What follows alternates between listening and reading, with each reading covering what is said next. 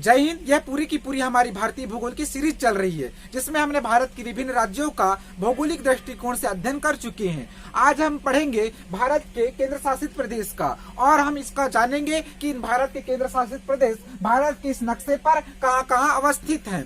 और हमेशा केवल बताइए क्या भौगोलिक अध्ययन करेंगे। जब हम इसका राजनीतिक विज्ञान पढ़ेंगे तब हम इसका राजनीतिक दृष्टिकोण से अध्ययन करेंगे कि कौन सा जो केंद्र शासित प्रदेश है वह कब अस्तित्व में आया, कब इसकी स्थापना हुई। और बताइए क्या केंद्र शासित प्रदेश क्यों बनाए जाते हैं। इसका मैं बता दूं कि केंद्र शासित प्रदेश किसी राजनीतिक दृष्टिकोण से या फिर बताइए कि सामरिक दृष्टिकोण से या सांस्कृतिक दृष्टिकोण को ध्यान में रखते हुए इसको हम इसका गठन करते हैं। तो ठीक है, आप सबसे पहले आप लोग नोट कीजिएगा। आप नोट कीजिएगा, क्या नोट करेंगे? भारत के केंद्र शासित प्रदेश।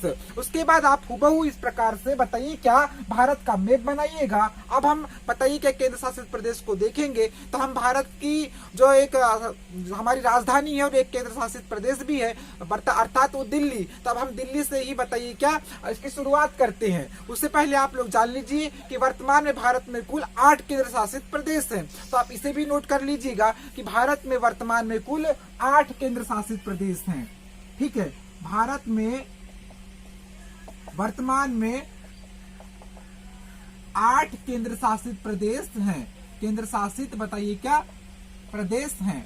ठीक है, इसके बाद आप लोग देखिएगा, सबसे पहला केंद्र शासित प्रदेश मैं आप लोगों को बताने जा रहा हूं, वह है दिल्ली। तो ये है जो रेड कलर में आप लोग देख पा रहे होंगे, यह है दिल्ली। तो यह बताइए कि यह है उत्तर प्रदेश और यह हरियाणा। तो उत्तर प्रदेश और हरियाणा की सीमाओं के पास एक भारत का केंद्र शासित प्रदेश है दिल्ली। इसके बाद देखिएगा, ये केंद्र शासित प्रदेश यहाँ पर दिखेगा आपको हिमाचल प्रदेश, ये दिखेगा पंजाब और ये दिखेगा हरियाणा। तो इन तीनों की जो बताइए कि सीमाओं के पास क्या है, एक केंद्र शासित प्रदेश है, उसका नाम है चंडीगढ़। तो चंडीगढ़। फिर उसके बाद देखिएगा, अब मैं आपको तीसरे नंबर का बता रहा हूँ, ये है दमन और दीव। ये वाला जो ऊपर वाला रेड कलर का दिख रहा है और नीचे वाला है दादरा और नागर हवेली। पहले क्या हुआ था, दमन और दीव अलग केंद्र शासित प्रदेश हुआ करता था, जबकि दादरा और नागर हवेली एक अलग केंद्र शासित प्रदेश हुआ करता था। परंतु अभी हाल ही में 26 जनवरी जो 2020 को भारत सरकार ने क्या काम किया, इन दोनों को मिलाकर के एक ही बना दिया, दमन और दीव।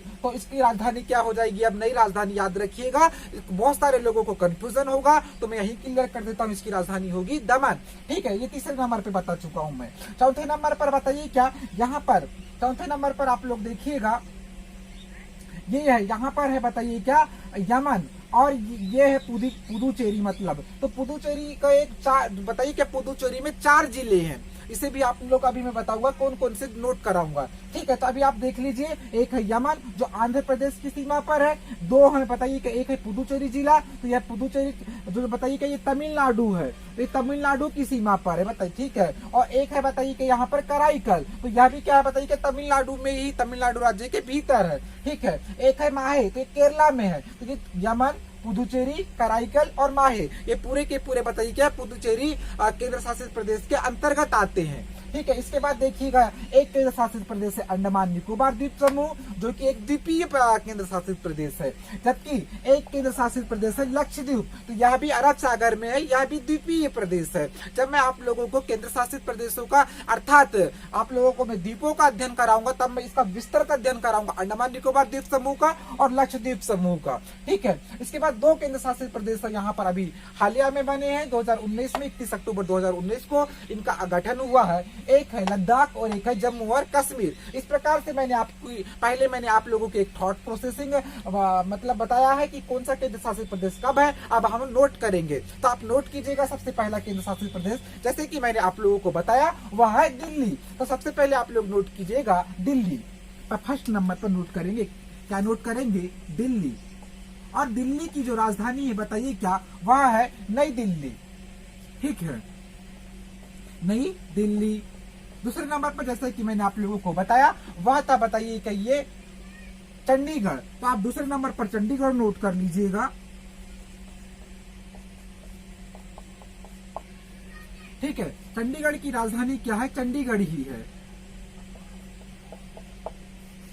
तीसरे नंबर पर नोट कीजिएगा, तीसरे नंबर पर नोट कीजिए जम्मू और कश्मीर, और चौथे नंबर पर नोट कीजिएगा लद्दाख। तो तीसरे नंबर पर नोट कीजिए जम्मू और कश्मीर,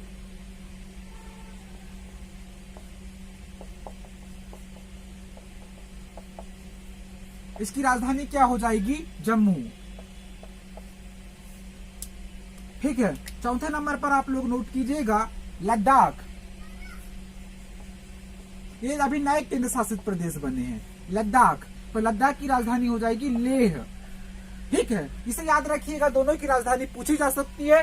जम्मू और कश्मीर की राजधानी है जम्मू, जबकि लद्दाख है जो केंद्र शासित प्रदेश है उसकी राजधानी है लेह। तो लेह याद रखिएगा। बहुत सारे जो नवीन विद्यार्थी अध्ययन करते हैं तो वो कंफ्यूज हो जाते हैं, क्योंकि ये अभी अभी गठित हुआ है और यहाँ से प्रश्न पूछने की अधिक संभावना बनती है।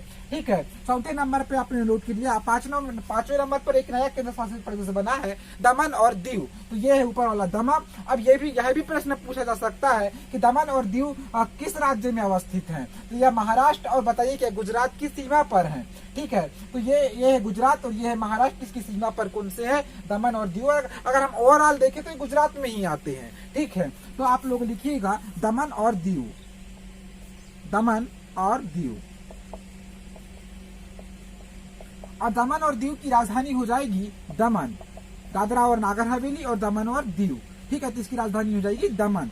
फिर छठवें नंबर पर आप लोग केंद्र शासित प्रदेश का नाम नोट करेंगे। उसका नाम है बताइए क्या? पुदुचेरी। तो पुदुचेरी के अंतर्गत बताइए क्या 4 जिले आते हैं। इसे ध्यान से नोट कीजिएगा। यहाँ से तमाम कॉम्पिटिटिव एग्जाम्स में प्रश्न पूछे गए हैं और आगे भी इसी से प्रश्न पूछे जाएंगे, क्योंकि यह एक बताइए क्या बहुत सारे राज्यों में इसके जिले फैले हुए हैं। ठीक है, तो इसे मैं मिटा रहा हूँ और अब मैं आप लोगों को बताऊंगा दमन दीव होने के बाद पुदुचेरी के बारे में। ठीक है, तब आप लोग नोट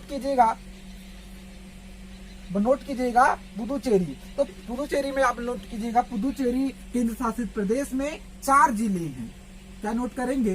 पुदुचेरी केंद्र शासित प्रदेश में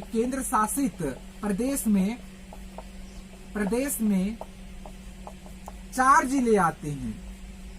4 जिले आते हैं। ठीक है, लेक्चर थोड़ा बड़ा हो सकता है, फिर भी आप लोग धैर्य बना करके लिखते जाइएगा। यकीन मानिए एक बार आपने पढ़ लिया तो कॉम्पिटिटिव एग्जाम्स में जब भी प्रश्न पूछे जाएंगे इसी टॉपिक से पूछे जाएंगे और आप सरलता से हल कर लेंगे। तो ठीक है, आप लोग 4 जिले हैं, नोट कर लीजिए। पहला जिला है आंध्र प्रदेश की सीमा में यनम। पहला जिला है, पेन चेंज कर लेते हैं। पहला जिला है आंध्र प्रदेश की सीमा में, आंध्र प्रदेश की यनम। पहले लिखिए यनम प्रथम जिला, फिर लिखिए यह आंध्र प्रदेश की सीमा पर है। यह आंध्र प्रदेश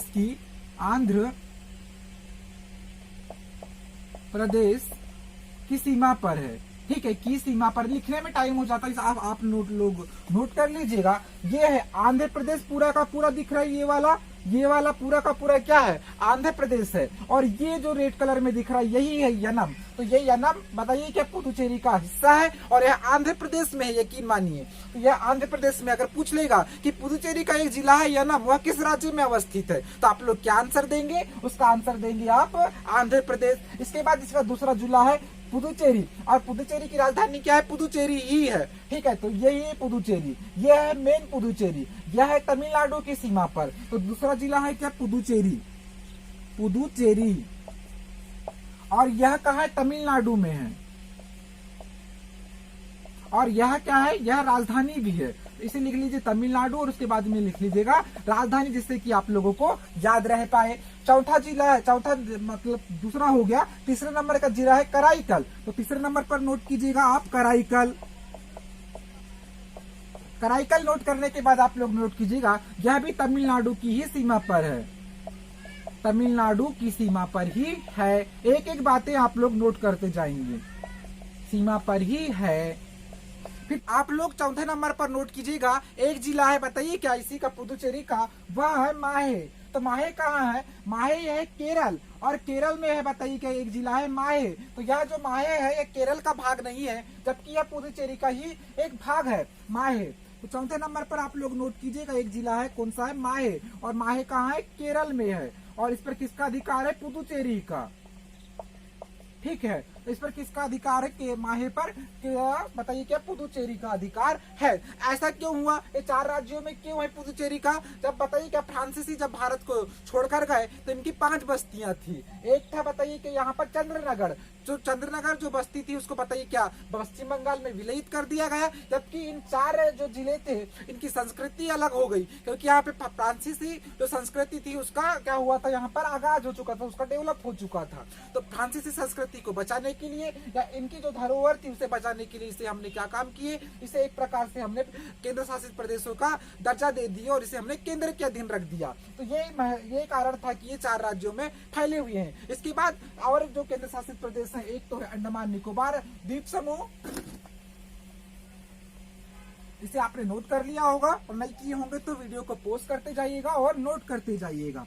ठीक है, इसके बाद आप लोग क्या नोट करेंगे, और 2 केंद्र शासित प्रदेश हैं और बताइए क्या 6 हो चुके थे। एक 7वें नंबर पर आप लोग नोट कीजिएगा, 7वें नंबर पर उस केंद्र शासित प्रदेश का नाम है अंडमान निकोबार द्वीप समूह। तो ये अंडमान निकोबार द्वीप समूह की आप लोगों को जो द्वीप दिख रहे होंगे यही है अंडमान निकोबार द्वीप समूह, और अंडमान निकोबार द्वीप समूह की अवस्थित है बंगाल की खाड़ी में। तो 4थे नंबर पर आप लोग नोट कीजिएगा अंडमान निकोबार द्वीप समूह। और इसकी राजधानी क्या है, इसकी राजधानी बताइए क्या, नोट कीजिएगा पोर्ट ब्लेयर। मैं बाद में इसका बहुत अच्छे से अध्ययन करवाऊंगा, कल परसों ही उसका लेक्चर बनेगा, पोर्ट ब्लेयर। ठीक है, फिर इसका नोट कर लिया होगा आपने। और 8वां केंद्र शासित प्रदेश लिखिएगा, वह है लक्षद्वीप। ये है लक्षद्वीप, यहाँ पर छोटे छोटे द्वीप है लक्षद्वीप। तो इसकी जो राजधानी है लक्षद्वीप की, लक्षद्वीप नोट कीजिएगा 8वें नंबर पर। और इसकी राजधानी क्या है लक्षद्वीप की, कवारती। इसकी राजधानी क्या नोट करेंगे, कवारती। ठीक है, तो इस प्रकार से मैंने आप लोगों को पूरे के पूरे 8 केंद्र शासित प्रदेशों का अध्ययन करा चुका हूं। बताइए क्या अब हम देखेंगे अगले वीडियो लेक्चर में और किसी भी भारत के टॉपिक को लेकर के हम आएंगे। तब तक के लिए बताइए क्या, जय